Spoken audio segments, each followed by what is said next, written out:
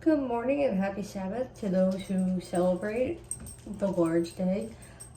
Those of you who know who I am know that I am Mormon, but I also want to let you know that I belong to a couple of non-Mormon groups, so ex-Mormons, as well as on TikTok. And the reason why I'm posting this up because when I was coming out as gay, I left the church for a good 7 years, but when I was still in the military, I went looking for a different religion that made me feel more like home, and nothing ever did compared to the Mormon Church. There are things in the Mormon Church that I dislike to this day, but like any other religion, they have their ups and downs. But I'm going to show you a little compilation video after this of my upbringing and my kind of coming to light with the Mormon Church, because I still am active. And I'm going to throw a couple songs in there by artists that you may be surprised that they have some religious backgrounds too. Or I wouldn't say surprised that they have religious backgrounds, because everybody has a religious background or spiritual background. But songs that I have in my repertoire of Spotify that I call kind of like a Mormon favorite, because even though they're not Mormon, the words in this song or their songs kind of hit home to me. Now, I was a late bloomer in a lot of different things, and my sister's can attest to that. Peppa. Hi, Peppa. I knew she was going to pop in. Can attest to that because my sisters found the Mormon Church to be a cult. Like most people who are ex-Mormons, or not even ex-Mormons, they think it is. And for me, it's not. It does have its quirkiness, like most religions. But it's the one thing I still find true, near and dear to my heart. And thank you, Peppa. I just want to tell you a little bit about, my coming to age with the church. I was born and raised in the church. I believe it with my whole heart in some areas. I was baptized at 8 by my father. I got my patriarchal blessing at 19 in AIT in South Carolina. I got my endowments, thank you, Peppa, in Korea at the Seoul Temple. Okay. At the Seoul Temple, and my entire ceremony of that was in Korean. And I understood it during the time of the ceremony, get the tongues. And then afterwards I didn't.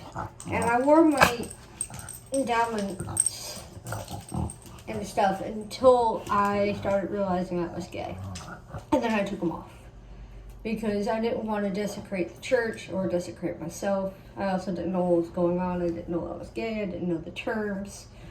And so afterwards, when I officially came out, I was still active in the church. I was still active in the military.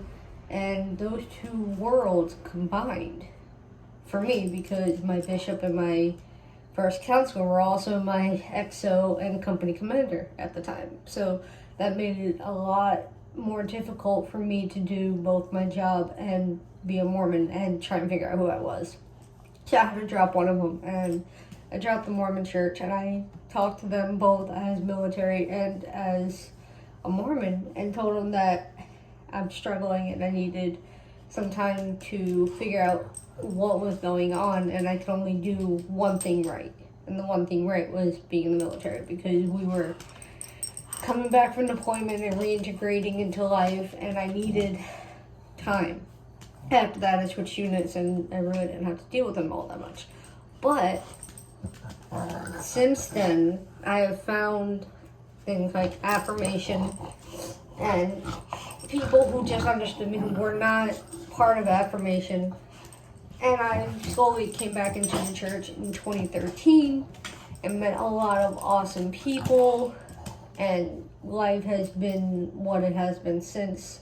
I'm no longer military. I haven't been for almost 13 years, but I'm still a Mormon, tattoos and all. And so just wanted to show you, how even though on the outside things looked like I had it all together, internally I was struggling spiritually.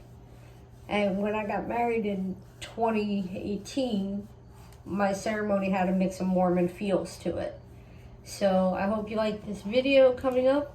with pictures and music by my favorite artists who have some Mormon feels for me. Alright, bye guys.